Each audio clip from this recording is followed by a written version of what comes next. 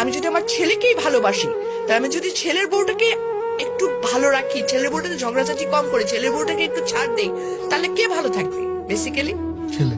Yes, এই জিনিসটা মাদের মাথায় ঢুকাইতে হবে যে আমি আমার ছেলের বউকে আমার ছেলের হ্যাপিনেসের জন্য ছাড় দেব।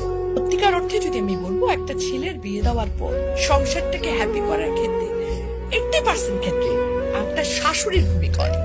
মানে ছেলের মা, ডেফিনেটলি কোন জায়গায় ছেলে বউ খারাপ আছে, কিন্তু exceptional cannot be an example. বেশিরভাগ শাশুড়ি কিন্তু বেশি আমার দখলদারিত্ব মনোবৃত্তিতে চলে যান। এখানটায় যদি ওনারা একটু ছাড় দিতে পারেন, ওনারা যদি একটু মনে করেন যে না, একটা যখন আমি আমার মেয়ের জামাইকে বলছি কি যে আরে আমার মেয়ের জামাই কত ভালো, আমার মেয়েকে কিছুই করতে দেয় না, সারাদিন অফিস থেকে এসেও সে মেয়েকে রান্নায় হেল্প করে। আর ছেলের ব্যাপার হলে তখন আমরা বলতো কি ছেলের বউ সারাদিন ঘুমায় থেকে আমার পোলা আসে রান্না করে খাওয়ায়।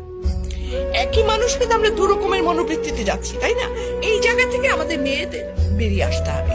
ছেলে, আমরা মেয়ের জামাই আসলে পোলাও কোরমার অভাব রাখি না, আর যখন ছেলের বউ তার 1/4 তো আমরা দেই না, ছেলের বউকে বলি এত নেলস তো ভালো না, আমিও তো বলছিলাম আমি তো এত খাইতাম না। সিরিয়াসলি কিন্তু ইট হ্যাপেন্স।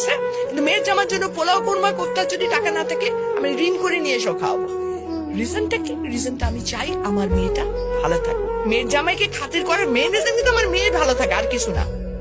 আরেকটা জিনিস আমি সরি, আমরা বড়রা যদি ছাড় দিতে পারি, আমরা বড়রা যদি একটু উদার ভাবে চলি, আমরা বড়রা যদি একটু হলেও আচ্ছা ঠিক আছে ওটা এত এত হিটলারি নিয়মে না যাই, আমি শাসিত হয়েছিলাম তখন অতএব তুমিও শাসিত হবে এরকম থেকে, তাহলে কিন্তু ছেলের বউটা অটোমেটিকলি অনেকটা চেঞ্জ হয়ে যাবে।